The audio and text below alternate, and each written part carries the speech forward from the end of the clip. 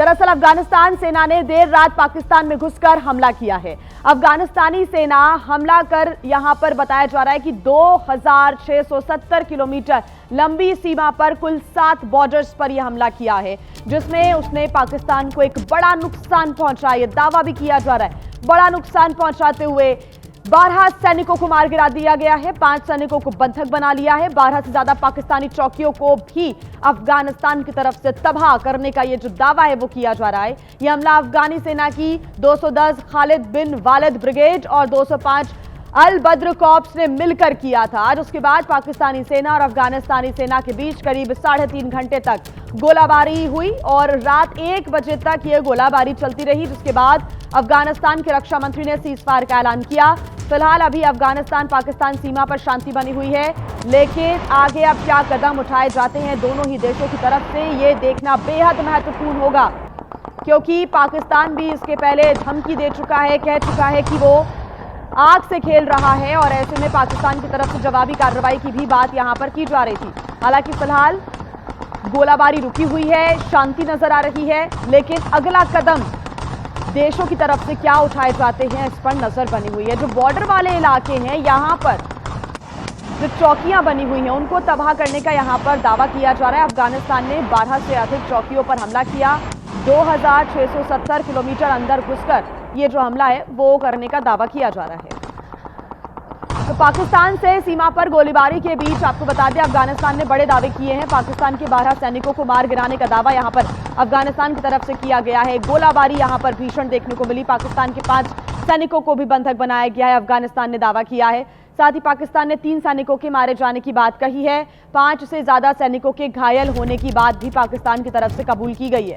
पाकिस्तानी सैनिक का शव ट्रक में लेकर आए अफगानी जवान। पाकिस्तान ने हमले का बड़ा बदला लेने की भी धमकी दी है। तो पाकिस्तान लगातार ये धमकी दे रहा है, कह रहा है कि बदला लिया जाएगा और अफगानिस्तान पाकिस्तान पर हमला कर आग से खेल रहा है।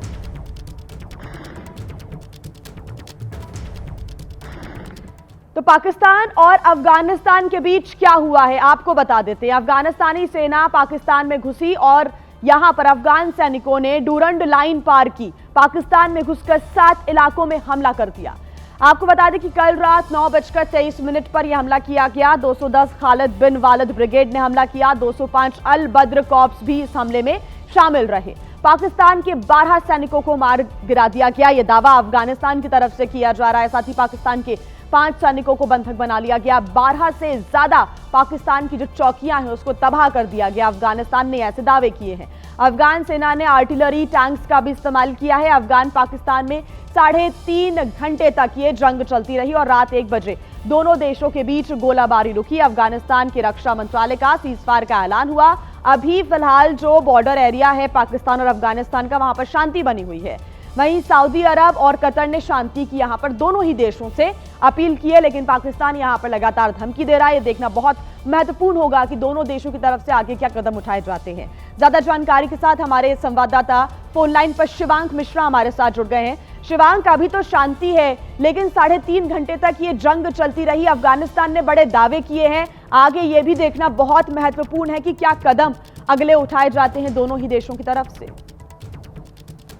जी बिल्कुल जी, देखिए जिस तरह से लगातार रात 9:23 पर अफगानिस्तान ने पाकिस्तान के ऊपर बड़ा हमला किया था, जहां पर न सिर्फ भारी जो बेसिकली मशीन गन्स हैं उनका प्रयोग किया गया, उसके अलावा आर्टिलरी फायर भी किया गया।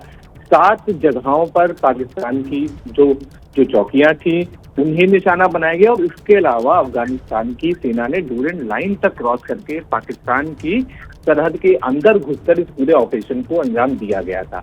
तो देखिए जिस तरह से अब तक जानकारी मिल रही है कि पाकिस्तान के 12 से ज्यादा सैनिक मारे जा चुके हैं और इसके अलावा 25 से 50 के बीच में सैनिक ऐसे हैं जो इस वक्त गंभीर रूप से घायल हैं। ये जानकारी अफगानिस्तान के द्वारा लगातार की जा रही है। और देखिए उसके अलावा पाकिस्तान भी लगातार ये दावा कर रहा है कि उसने भी जवाबी कार्रवाई की और उसके अलावा पाकिस्तान का एक नया दावा आया है कि उसने अफगानिस्तान की 19 चौकियों के ऊपर कब्जा कर रखा है और 19 चौकियों को ध्वस्त किया है। तो देखिए जिस तरह से बीते गुरुवार से ही अफगानिस्तान और पाकिस्तान के बीच में संबंध लगातार खराब थे, जिस तरह से पाकिस्तान ने ने पहले अफगानिस्तान के ऊपर हमला किया, एयर स्ट्राइक किया, रिहायशी इलाकों के ऊपर हमला किया, जिसमें कई सिविलियंस की भी मौत हुई थी। उसके बाद अफगानिस्तान की सरकार ने टेरिटरी स्ट्राइक की और पाकिस्तान को मुंहतोड़ जवाब दिया।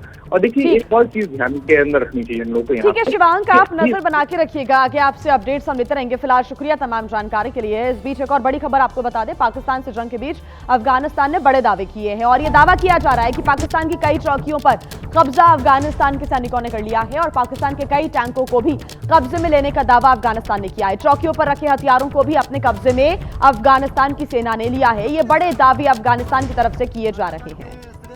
तो चौकियों में रखा हुआ जो सारा सामान है, हथियार है, उसको भी अफगानिस्तान ने अपने कब्जे में कर लिया है। अब इसकी शुरुआत क्यों हुई, कहां से हुई, ये भी आपको बता देते हैं कि आखिर तनाव की वजह क्या है। दरअसल 9 अक्टूबर को पाकिस्तान ने एयर स्ट्राइक की थी। अफगानिस्तान में कई जगहों पर बम गिराए गए थे। काबुल, खोस्त, जलालाबाद को निशाना बनाया गया था और साथ ही पख्तिका प्रांत में भी पाकिस्तान ने एयर स्ट्राइक की थी। यहां पर भी नुकसान की जानकारी मिली थी और अफगानिस्तान ने हमले का जवाब दिया है। आपको बता दें कि 201 खालिद बिन वालिद आर्मी कोर ने यह हमला बोला। नंगरहर, कुनार प्रांतों में डूरंड लाइन को पार किया गया और उसके पास ही हमला किया गया। पाकिस्तानी सैन्य चौकियों को भी निशाना बनाया गया और अफगानिस्तान ने ये बड़े दावे किए कि 12 से अधिक पाकिस्तानी चौकियों को कहीं ना कहीं कब्जे में अफगानिस्तान ने यहां पर ले लिया। और आइए अब बात करते हैं महाराष्ट्र की, जहां के लातूर में एक पिकअप पार्किंग में खड़ी थी, लेकिन अचानक उस पार्किंग से पाताल का रास्ता खुल गया। कैसे, आपको दिखाते हैं तस्वीरें। नतीजा ये हुआ कि पिकअप गहरे गड्ढे में गिरकर सीधा खड़ा हो गया। जिस वक्त ये घटना हुई उस वक्त पिकअप में ड्राइवर के साथ उसके 2 साथी भी बैठे थे, जिन्हें स्थानीय लोगों ने बाहर निकाला। ये घटना गांधी मार्केट के पार्किंग एरिया में हुई। पिकअप के अगले दोनों टायर ऊपर की तरफ थे, जबकि बाकी पूरी पिकअप गहरे गड्ढे में समा चुकी थी।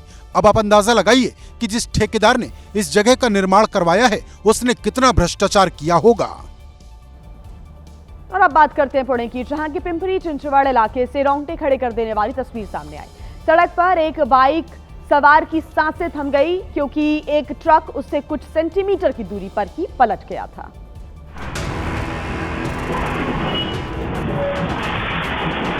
रेत से भरे ट्रक का टायर गड्ढे में अटक गया और वो पलट गया।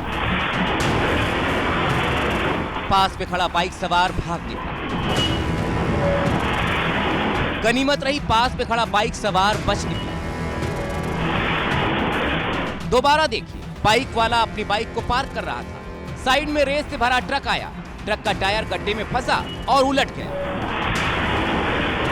बाइक वाले ने जैसे तैसे अपनी जान बचाई।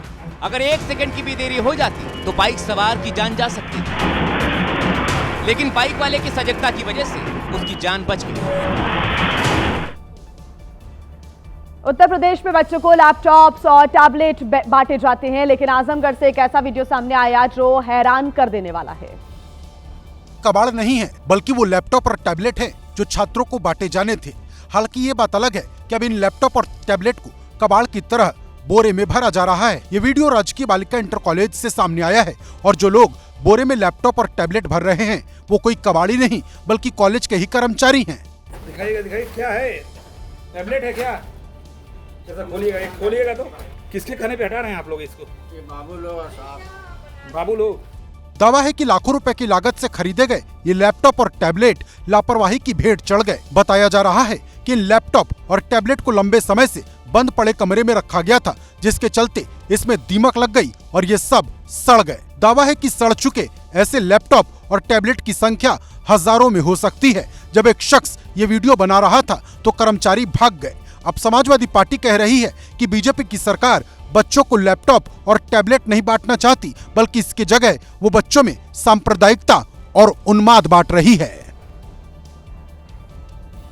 और इस बीच एक बड़ी खबर आपको बता दें, उत्तर प्रदेश की राजधानी लखनऊ से ये बड़ी जानकारी, जहां पर दलित छात्रा के गैंगरेप का आरोप है। 5 लोगों पर गैंगरेप का ये आरोप है। पिटाई के बाद छात्रा की गैंगरेप का आरोप लगाया गया है। बहन के घर जाते वक्त छात्रा के साथ गैंगरेप हुआ, ये आरोप लगाया जा रहा है। पुलिस ने 2 आरोपियों को हिरासत में ले लिया है। बताया जा रहा है लखनऊ के बंथरा थाना क्षेत्र इलाके में ये घटना घटी। पुलिस हालांकि पूरे मामले की जांच पड़ताल में जुटी हुई है। पुलिस ने 2 आरोपियों को हिरासत में भी ले लिया है। वहीं राजस्थान के भीलवाड़ा में कुछ दिन पहले एक शख्स की हत्या हो गई। अब इस मामले में पुलिस ने जो खुलासा किया उसको सुनकर हर कोई हैरान रह गया। जांच में पता चला कि अमरा राम ने अपने ममेरे भाई रोशन को 1 लाख रुपए उधार दिए थे और अब तक ब्याज के तौर पर वो रोशन से 7 लाख रुपए वसूल चुका था। इसी से गुस्सा कर रोशन ने अमरा राम की हत्या की साजिश रची, जिसमें उसकी पत्नी प्रेम देवी और उसके दोस्त संतोष ने भी साथ दिया। इस ब्लाइंड मर्डर केस को सुलझाना पुलिस के लिए चुनौती था। हालांकि जांच में पता चला कि अमरा राम ने आखिरी बार फोन पर रोशन से ही बात की थी और जब पुलिस ने रोशन से सख्ती से पूछताछ शुरू की तो उसने अपना जुर्म कबूल कर लिया। वहीं यूपी के गाजियाबाद में कुछ दिन पहले एक युवक लापता हो गया था। उस युवक की पत्नी आए दिन थाने जाती थी और अपने पति की तलाश के लिए गुहार लगा रही थी, लेकिन हकीकत में ये पत्नी ही अपने पति की कातिल निकली। पुलिस ने अब पूजा और उसके प्रेमी आशीष को गिरफ्तार कर लिया है और खुलासा किया है कि पूजा ने ही अपने पति योगेश की हत्या की साजिश रची थी। इससे पहले भी पूजा 2 बार अपने पति को मारने की कोशिश कर चुकी थी, लेकिन दोनों बार नाकाम हो गई। पूजा पोस्ट ग्रेजुएट है और इतनी शातिर है कि पैसों की वसूली के लिए कई लोगों पर रेप के फर्जी मुकदमे तक दर्ज करा चुकी है। पूजा और आशीष की लव स्टोरी भी हैरान करने वाली है, क्योंकि पूजा को सोशल मीडिया पर पहले सुखदेव नाम के लड़के से प्यार हुआ। कुछ दिन बाद दोनों के रिश्ते बिगड़ गए। इसके बाद सुखदेव ने आशीष को पूजा का फोन नंबर दिया और पूजा आशीष से बात करने लगी। पूजा और आशीष के रिश्ते के बारे में योगेश को पता चल गया था, जिसके चलते इन दोनों ने मिलकर योगेश की हत्या कर दी। पूजा और योगेश की शादी 12 साल पहले हुई थी, लेकिन पूजा ने एक झटके में सब कुछ खत्म कर दिया और 2 मासूम बच्चों की भी जिंदगी बर्बाद कर दी। तो वहीं मध्य प्रदेश के खरगोन में एक स्कूल बस अनियंत्रित होकर पलट गई, जिस दौरान ये बस हादसा हुआ।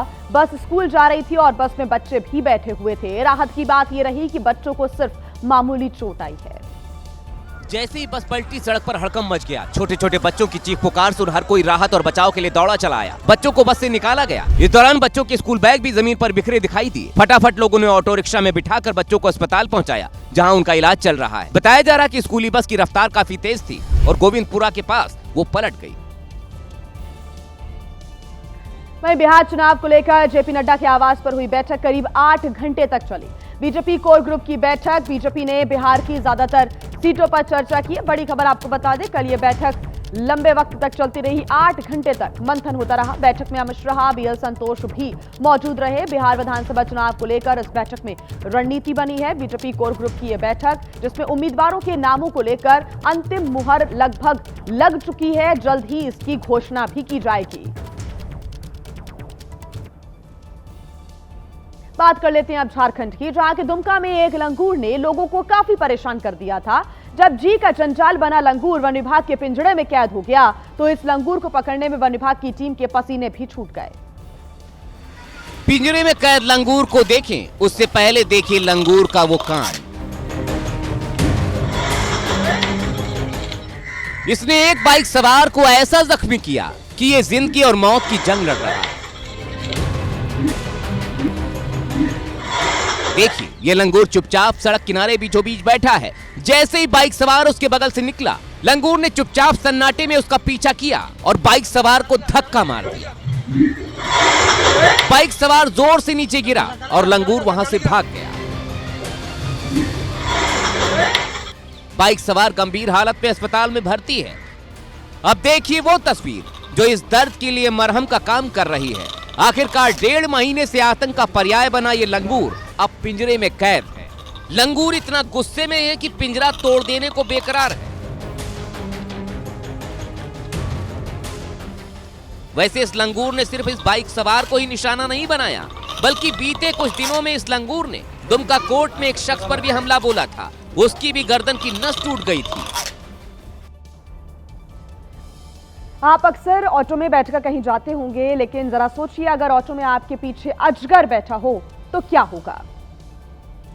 ऑटो वाले ने सवारी भी ज्यादा बैठाई थी और ये भी नहीं बताया था कि सवारी के पीछे अजगर आराम कर रहा है। जैसे एक सवारी को कुछ अजीब महसूस हुआ, उसने पीछे की ओर देखा और अजगर देखते ही उसके होश उड़ गए। आनन फानन ऑटो रुकवाया गया और वन विभाग की टीम को हाईवे पर बुलाया गया। अजगर इतना बड़ा था कि उसे पकड़ने में वन विभाग के भी पसीने छूट गए। अजगर जब आगे से नहीं निकला तो पीछे से ऑटो का पर्दा हटाकर उसे बाहर निकाला गया। अजगर जब काबू में आया तो लड़कों ने शोर मचाकर खुशी मनाई। और अब एक बड़ी खबर आपको बता दें, बिहार में महागठबंधन में सीटों का पेच लगातार फंसा हुआ है, तकरार भी जारी है। ऐसे में आज दिल्ली आएंगे तेजस्वी यादव, राहुल गांधी से मुलाकात कर सकते हैं तेजस्वी।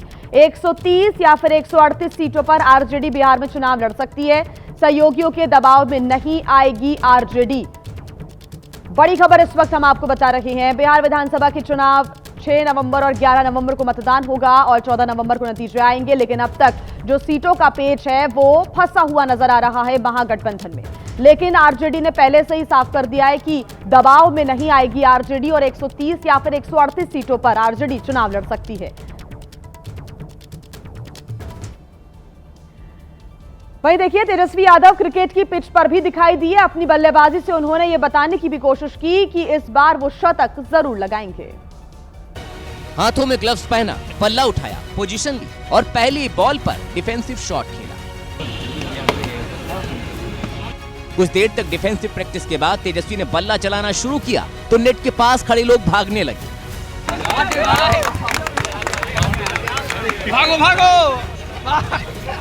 इसके बाद तेजस्वी ने एक जोरदार शॉट मारा, सीधे लॉन्ग ऑन में। इस शॉट के बाद वहां समर्थक की कमेंट्री सुनिए जो सियासत से मेल खाती है।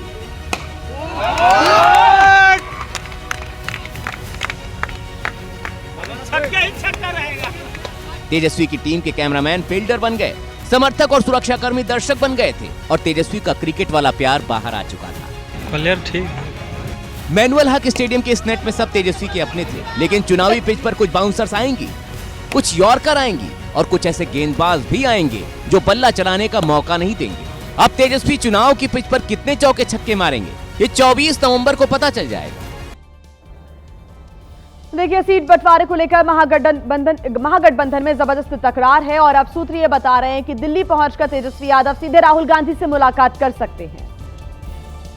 को दिल्ली जाने की नौबत इस वजह से आ रही है क्योंकि पटना में बात बन नहीं पा रही। सूत्र बता रहे हैं कि आरजेडी कांग्रेस को 50 से ज्यादा सीट देने को तैयार नहीं और बड़ी बात तो यह है कि कांग्रेस की कुछ सिटिंग सीटों पर भी तेजस्वी की नजर है। उधर दूसरी तरफ 8 सीट की जिद पर अड़े पशुपति पारस को तेजस्वी ने पार्टी का विलय कराने का ऑफर दे दिया, जिसके बाद पशुपति पारस की पार्टी ने आनन फानन में आपात बैठक बुला ली। इसी तरह सीपीआई एमएल 30 सीट मांग रही है, लेकिन तेजस्वी 22 से ज्यादा सीट देना नहीं चाहते। सीपीआई के पास भी 24 सीटों की लिस्ट है, लेकिन तेजस्वी 7 से ज्यादा सीट नहीं छोड़ रहे। सीपीएम को भी 10 सीट चाहिए, लेकिन तेजस्वी 5 से ज्यादा पर राजी नहीं है। मुकेश सहनी भी 30 सीट मांग रहे हैं, लेकिन उन्हें 18 सीट का ऑफर दिया गया है। तो देखिए, एक तरफ जहां महागठबंधन में तकरार है तो वहीं दूसरी तरफ बिहार एनडीए में भी सीटों को लेकर पेंच फंसा हुआ है। बड़ी खबर आपको बता दें, बिहार के एनडीए नेताओं का दिल्ली में लगातार उनका डेरा जारी है, वो लगातार बैठक कर रहे हैं। दूसरी तरफ जेपी नड्डा से जीतन राम मांझी और उपेंद्र कुशवाहा मिलने के लिए पहुंचे। उपेंद्र कुशवाहा 7 से ज्यादा सीटों की मांग पर अड़े हुए हैं, तो वहीं चिराग पासवान 29 सीटों पर अड़े हुए हैं। सूत्रों के हवाले से यह बड़ी खबर मिली है। तो देखिए, बीजेपी और एनडीए के नेताओं के बीच सीट बंटवारे पर बात अभी तक फाइनल नहीं हो पाई है, लेकिन सूत्र ये बता रहे हैं कि ना तो जीतन राम मांझी अभी तक माने हैं और ना ही चिराग और उपेंद्र कुशवाहा मानने को तैयार हैं। सुबह होते ही सबसे पहले उपेंद्र कुशवाहा का एक्स पर पोस्ट आया, जिसमें उन्होंने बातचीत पूरी होने के दावे को खारिज कर दिया और यहां तक कह दिया कि जो खबरें प्लान कर रहा है वो धोखे से कम नहीं। सूत्र बता रहे हैं कि उपेंद्र कुशवाहा 13 से कम सीट पर मानने को तैयार नहीं, जबकि बीजेपी और जेडीयू 7 से ज्यादा सीट देना नहीं चाहती। बल्कि तो जीतन राम मांझी भी हैं, जो अपने बेटे संतोष मांझी के साथ सीधे जेपी नड्डा के घर पहुंच गए और करीब आधे घंटे तक बातचीत की। सूत्र बता रहे हैं कि मांझी 15 सीटों पर अड़े हैं, जबकि बीजेपी और जेडीयू ज्यादा से ज्यादा 7 सीट देने को तैयार हैं। हालात बेकाबू होते देख बिहार बीजेपी के अध्यक्ष दिलीप जायसवाल ने रविवार को सीट बंटवारे की बात कही, लेकिन चिराग पासवान की पार्टी के सूत्र बता रहे हैं कि सोमवार से पहले कुछ भी नहीं हो सकता। चिराग पासवान 26 सीटों पर राजी होते नहीं दिख रहे और अब बहुत जल्द अमित शाह से उनकी बातचीत हो सकती है। और देखिए, साथ ही साथ बिहार में चुनाव का ऐलान होते ही पार्टी बदलने का दौर भी शुरू हो गया है। पिछले 24 घंटे में कई दिग्गज नेता दूसरी पार्टियों का दामन थामते नजर आए। लोकसभा चुनाव से पहले चिराग पासवान को छोड़कर मायावती के साथ जाने वाले जहानाबाद के पूर्व सांसद अरुण कुमार को नीतीश कुमार ने दोबारा जेडीयू में बुला लिया है। जेडीयू में अरुण कुमार की ये तीसरी पारी है। उधर आरजेडी में भी नए नेताओं का स्वागत तेजी से चल रहा है। पूर्णिया से पूर्व सांसद संतोष कुशवाहा, बांका से मौजूदा सांसद गिरधारी प्रसाद यादव के बेटे चाणक्य प्रकाश रंजन और घोसी से पूर्व विधायक राहुल शर्मा तीनों ही जेडीयू छोड़कर तेजस्वी के साथ आ गए। इसी तरह दरभंगा के अलीनगर से बीजेपी के मौजूदा विधायक मिश्री लाल यादव भी पार्टी छोड़ चुके हैं और बहुत जल्द आरजेडी में शामिल हो सकते हैं। उधर शिवहर के विधायक चेतन आनंद ने आरजेडी छोड़कर जेडीयू में जाने का इशारा किया है, तो मोहनिया से आरजेडी विधायक संगीता बीजेपी में शामिल होने की तैयारी कर रही हैं। भोजपुरी सुपरस्टार पवन सिंह ने बिहार विधानसभा चुनाव लड़ने की सभी अटकलों पर विराम लगा दिया है। पवन सिंह ने खुद ही ऐलान किया है कि वो बिहार विधानसभा का चुनाव नहीं लड़ेंगे।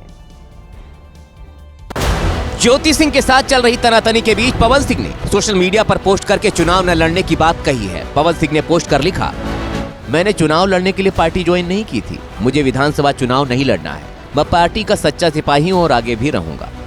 इससे पहले शुक्रवार को पवन सिंह की पत्नी ज्योति सिंह ने जन सुराज पार्टी के संस्थापक प्रशांत किशोर से मुलाकात की, तो अटकलें लगाई जाने लगी कि ज्योति सिंह जन सुराज पार्टी के टिकट पर चुनाव लड़ सकती हैं। हालांकि मुलाकात के बाद प्रशांत किशोर ने खुद कहा कि ज्योति सिंह टिकट मांगने नहीं आई थी। तो वहीं समाजवादी पार्टी के अध्यक्ष अखिलेश यादव के जिस फेसबुक पेज पर 80 लाख से ज्यादा फॉलोअर्स हैं, वो पेज करीब 19 घंटे तक ब्लॉक रहा, जिस पर अब सियासत भी काफी तेज हो गई है। जैसे ही अखिलेश यादव का फेसबुक पेज ब्लॉक हुआ, समाजवादी पार्टी ने फौरन इसे बीजेपी की साजिश बता दिया। जिस तरह से सरकार के इशारे पे फेसबुक अकाउंट को सस्पेंड किया है, वो कहीं ना कहीं आघोषित इमरजेंसी की तरफ इशारा करता है। इधर समाजवादी पार्टी के मीडिया सेल ने दावा किया कि इसके पीछे बीजेपी के IT cell head Amit Malviya थे। हालांकि करीब 19 घंटे बाद फेसबुक पेज को खोल दिया गया, जिस पर अखिलेश यादव ने भी प्रतिक्रिया दी। जो आज कागज पे मुझे जानकारी मिल रही है कि उस पे कुछ ऑब्जेक्शंस था, adult sexual exploitation and violence की शिकायत है। बलिया की एक घटना है, एक युवती को लेकर के पोस्ट हुआ था, पत्रकार की हत्या, उसको लेकर के जो ट्वीट किया था मैंने, इसमें क्या गलत है? माना जा रहा है कि फेसबुक की यह कार्रवाई प्लेटफॉर्म की नीतियों के तहत की गई थी। मथुरा के प्रसिद्ध संत प्रेमानंद महाराज की जब से तबीयत खराब हुई है, उनके अनुयायी खासा परेशान हो गए हैं। सोशल मीडिया पर प्रेमानंद महाराज की तबीयत को लेकर तरह तरह की अफवाहें भी उड़ाई जा रही हैं, लेकिन एबीपी न्यूज की टीम वहां पर पहुंची जहां पर प्रेमानंद महाराज का इलाज चल रहा है। जब से संत प्रेमानंद महाराज की तबीयत बिगड़ी है, वृंदावन की गलियां सूनी हो गई हैं, रात में होने वाली पदयात्रा बंद है, तो देश ही नहीं विदेश में भी प्रेमानंद महाराज के जल्द ठीक होने के लिए प्रार्थना की जा रही है। संत प्रेमानंद महाराज का इलाज एडवांस मशीनों के साथ किया जा रहा है। इसी बीच एक अच्छी खबर भी सामने आ रही है। संत प्रेमानंद महाराज का इलाज कर रहे डॉक्टर का कहना है कि प्रेमानंद महाराज स्वस्थ हैं और जल्द ही पदयात्रा फिर शुरू हो जाएगी। मेरी ज्ञात में कोई ऐसा चीज नहीं है। मैं सबसे ये विनती करूंगा कि इस तरीके की अफवाहों को उठाना बंद करें। महाराज जी स्वस्थ हैं। केली कुंज आश्रम प्रबंधन की तरफ से कहा जा रहा है कि संत प्रेमानंद महाराज की तबीयत ठीक है और वो आश्रम में सीमित भक्तों को दर्शन दे रहे हैं। देखिए, 4 अक्टूबर को संत प्रेमानंद महाराज की पदयात्रा अनिश्चितकाल के लिए बंद कर दी गई थी और ऐसा इसलिए किया गया था ताकि प्रेमानंद महाराज को पर्याप्त आराम मिल सके। हालांकि सोशल मीडिया पर जिस तरह से पुरानी तस्वीरों को शेयर करके अफवाहें फैलाई जा रही हैं, उससे लोग चिंतित हैं। हर दिन सैकड़ों अनुयायी प्रेमानंद महाराज के आश्रम के बाहर उनके इंतजार में खड़े रहते हैं।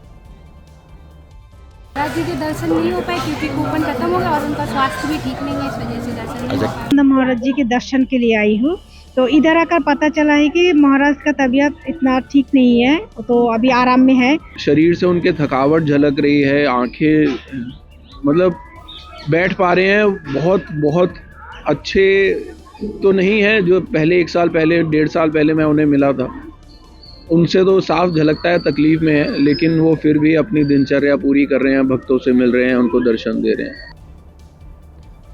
आइए खबरों में आगे बढ़ते हैं, बात करेंगे मध्य प्रदेश की, जहां के दमोह से ऐसी तस्वीरें सामने आई हैं जो भारत के एजुकेशन सिस्टम की कलई खोलने वाली हैं। यहां पर एक स्कूल टीचर का ऐसा रूप देखने को मिला जिसकी उम्मीद तक नहीं थी। सवाल पूछा तो बदले में चप्पल मिली। मैडम, हाथ नहीं लगाना पूरे कॉलेज में। आप लोगों से बकवास कर रहे हैं ना हम। इन तस्वीरों को देखकर आप क्या कहेंगे? स्कूल तो बिल्कुल नहीं कहेंगे। न यूनिफॉर्म, न क्लासरूम में बैठे बच्चे, जिसका जहां मन हुआ वहां घूम रहा है। बच्चे स्कूल के गेट पर झूला झूल रहे हैं। दरअसल हुआ ये कि एक स्थानीय पत्रकार सरकारी स्कूल में रिपोर्टिंग के लिए पहुंच गया। वहां जब बच्चे घूमते दिखाई दिए तो रिपोर्टर ने मैडम से सवाल पूछने की गुस्ताखी कर डाली। ये देखिए, ये बच्चे हैं। मैडम, आपके बच्चे क्यों घूम रहे इधर बाहर?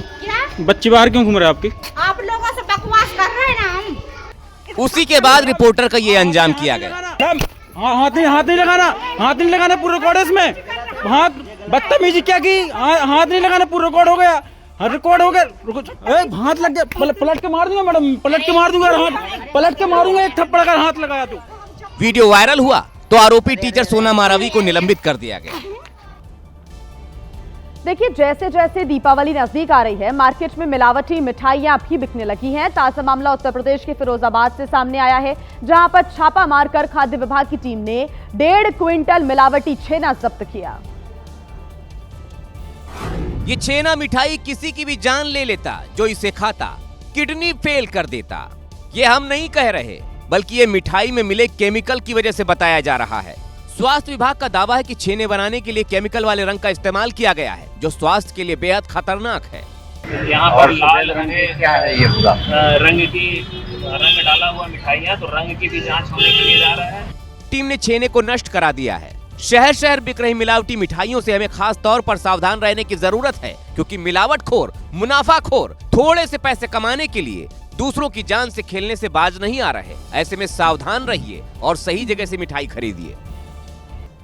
खबरों में आगे बढ़ते हैं, बात करेंगे उत्तर प्रदेश के वाराणसी की, जहां पर बुलडोजर का एक्शन देखने को मिला। पूरी कार्रवाई वाराणसी में कुछ दिन पहले हुए एक हादसे के बाद की गई।